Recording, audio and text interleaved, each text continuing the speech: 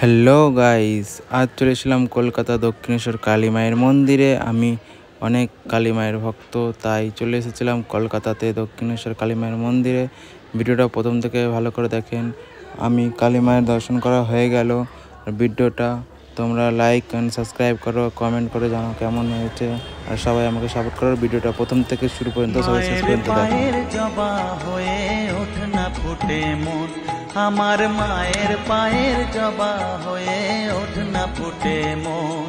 তার গন্ধ না থাক যা আছে সে নয় রে ভুয়ো আবরণ, গন্ধ না থাক ও তার গন্ধ না থাক যা আছে সে নয় রে ভুয়ো আবরণ। মায়ের পায়ের জবা হয়ে ওঠ না ফুটে মন, আমার মায়ের পায়ের জবা হয়ে ওঠ না ফুটে মন।